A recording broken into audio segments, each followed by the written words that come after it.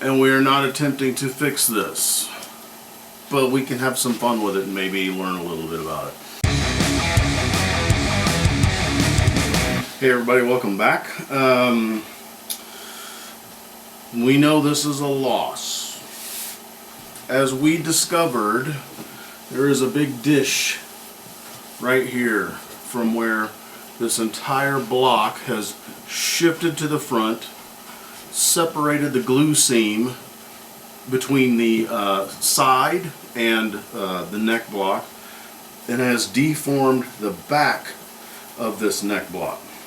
Or the back of it has pushed through the back of the soundboard. So curiosity makes me wonder, can we soften this glue up enough to maybe pull this back up? I don't know. Is this going to fix this guitar? No. Because we do have some pretty good damage right here. Can we learn something from it? I bet we can. So this seam here is already, well, at least this one over here is probably 80% pulled up. This one over here is all the way pulled up. So here's what we're going to do. I have this nifty new heating blanket. We're going to insert our thermocouple in here.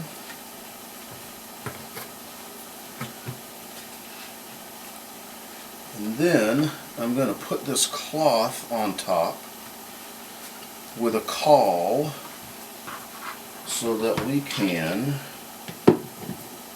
theoretically heat this up and just maybe loosen this up enough to get it kind of straightened up. Are we fixing this guitar? Oh no, we're not.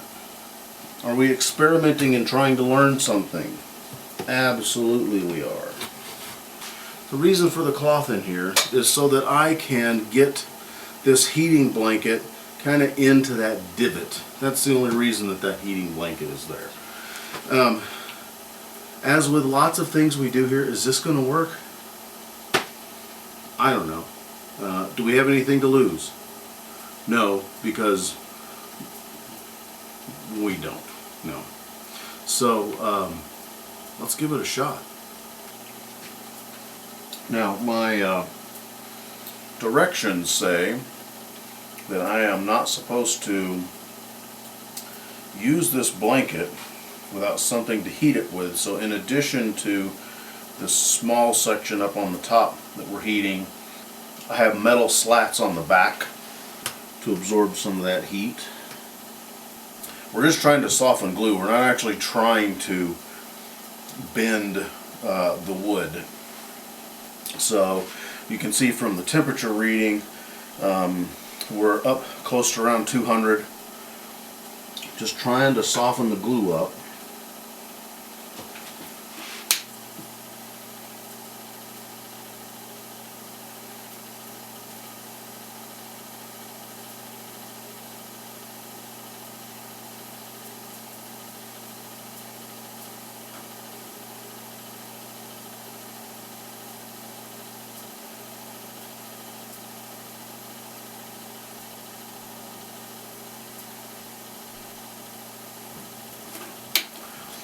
Now, do I know what kind of glue this is? No, I don't. It's not hide glue. So we're hoping that just the heat alone will be enough to get that to release. The gap has closed up considerably.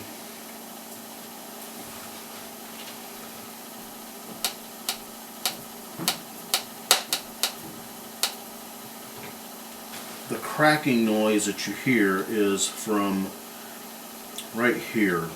It's from the top of the soundboard. Alright, we've been doing this for about 15 minutes. And now let's take a look maybe. And see if you can see what I can see.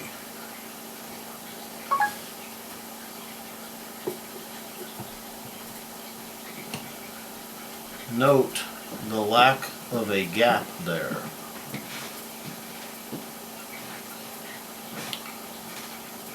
And note that we don't have this big huge divot where there used to be. That section crushed down. Now I don't know if we'll be able to see anything from here. You know what? I'm going to edit the flip. And oh, the light's on the wrong side, but there you can see that we're up again. And I have kind of edit the flip again, and I've kind of helped it along with this oak stringer in the back to do a combination of two things. One is to push this blanket, this heating blanket in contact, and also to kind of help nudge that bulge back where it goes. Yeah, like 15 or 20 minutes or so we've been doing this. I wait till it cools down, well, to about where it's at now. Crank it back up. Let it run to about 210, maybe a little more than that, and then we just back it off.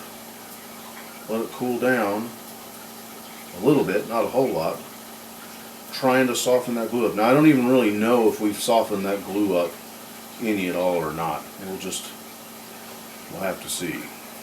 I think this time we'll let it just settle. In fact, we'll just power this off. We're going to let this set.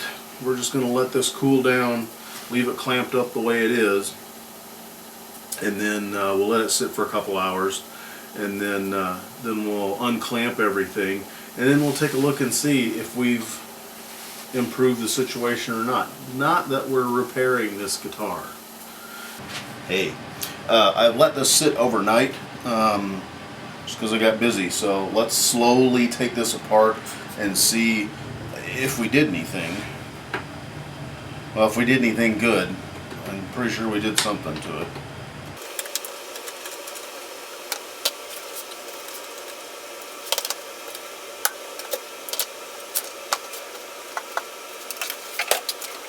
Alright, so that's actually not too bad. Alright, hold on.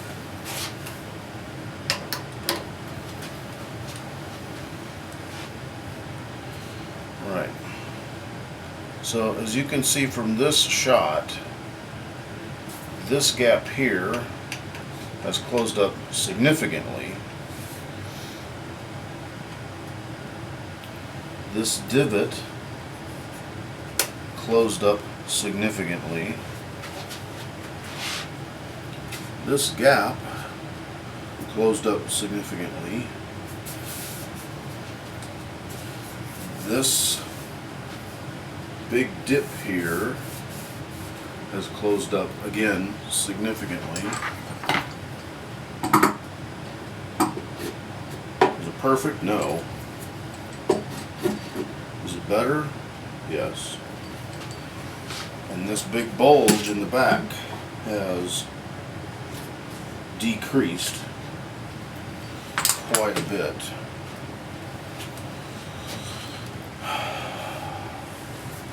Now we did get some damage here, but I mean that's to be expected. It was pushed down and then it got pushed back up. There, does that help if I actually go on there? You can see this big dish that we had here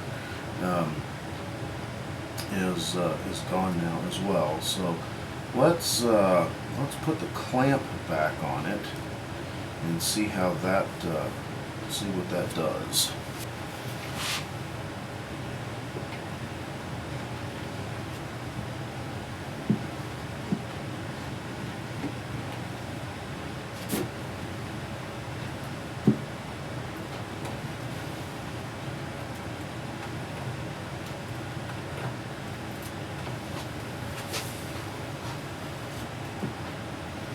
Now we can close that up a bit.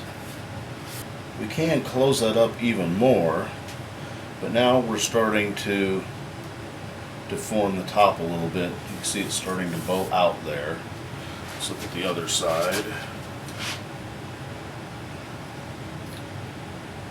Yep. Other side's closed up. And we're starting to get a little bit of a bow right there. So is this so is this something that we would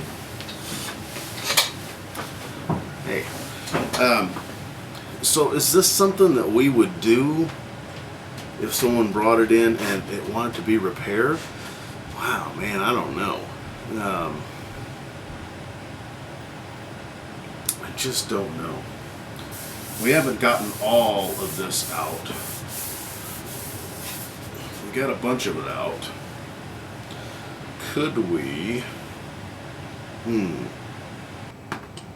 You know what we could do? Let's put the neck back on it. These inserts here have a hex head on them, so that you pre-drill your hole. Then you start putting your insert into it, and instead of using like a flat blade screwdriver, you actually use a hex head to put it in. That's a 6mm hex head that goes into there. So that's what. So that's a much better way to drive that in there, because with the blade, the blade way of driving in like brass inserts, if you get too much torque on them, they start to snap off. And I could see with this being a hex, and instead of just having 2 points of pressure with your blade on there, you'd have 6 points of pressure. I'd see they'd probably be a little less apt to tear out. I think you can also see here where perhaps this is where our shims were originally supposed to go, and maybe at some point the neck was taken off of it and they kind of migrated down here. And this is where we found them, so that's where we're going to put them. Something tells me the action is going to still be a little off. As you can see, that hits right there, and ideally it should hit just about right there. So the string action would be approximately like that, which is still not compatible with human life. But it's better, because I can't get my fingers through there. We'll probably cut it in half. But again, we're not repairing this.